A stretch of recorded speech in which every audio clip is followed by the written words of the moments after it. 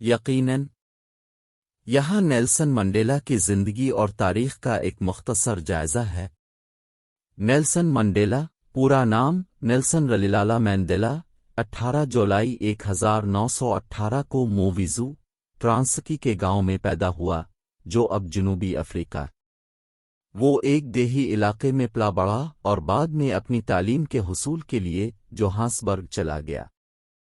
Mandela کا سیاسی سفر اپنی جوانی کے ابتدائی دور میں شروع ہوا جب وہ افریقی نیشنل کانگریس (ANC) میں شامل ہوئے، جو ایک سیاسی تنظیم ہے جو نسلی علیحدگی سے لڑنے اور جنوبی افریقہ میں سیاہ فام آبادی کے حقوق کی وکالت کرنے کے لیے وقف ہے۔ 1950 کی دہائی میں منڈیلا ANC کے اندر ایک رہنما کے طور پر نمایاں ہوئے اور انہوں نے نسل پرستی کے خلاف مزاحمت میں اہم کردار ادا کیا، جو اس وقت جنوبی افریقہ کی حکومت کے ذریعے نافذ نسلی علیحدگی کا ادارہ جاتی نظام تھا۔ اپنی سرگرمی کے نتیجے میں منڈیلا کو حکومت کی بڑھتی ہوئی جانچ پڑتال کا سامنا کرنا پڑا اور انہیں متعدد بار گرفتار کیا گیا۔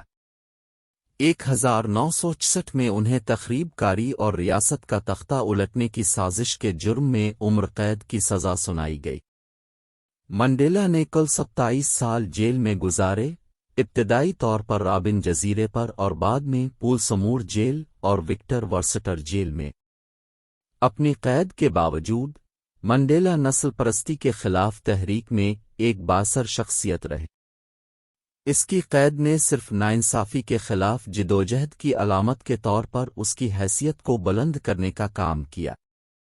1980 کی دہائی کے آخر میں منڈیلا کی رہائی کے لیے ملکی اور بین الاقوامی دباؤ میں نمایاں اضافہ ہوا۔ وسیع پیمانے پر مظاہروں اور پابندیوں کا سامنا کرنے والی نسل پرست حکومت نے منڈیلا اور ANC کے دیگر رہنماؤں کے ساتھ بات چیت شروع کر دی۔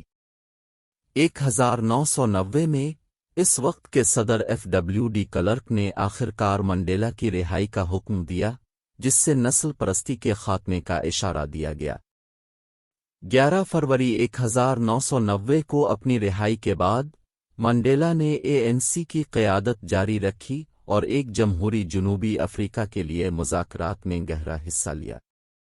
1993 میں انہیں نسل پرستی کے خاتمے اور پرامن منتقلی کے لیے کام کرنے کے لیے ڈی کلرک کے ساتھ مشترکہ طور پر نوبل امن انعام سے نوازا گیا۔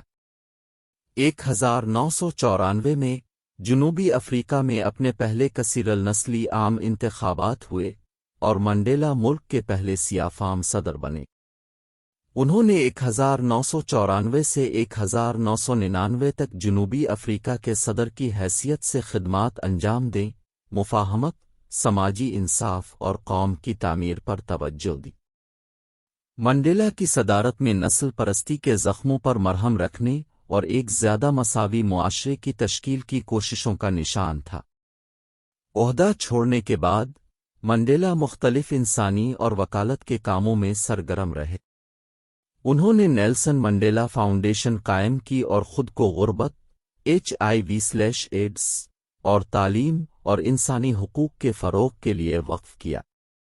امن، معافی اور استقامت کے عالمی آئیکن کے طور پر منڈیلا کی میراث کو بڑے پیمانے پر منایا جاتا ہے۔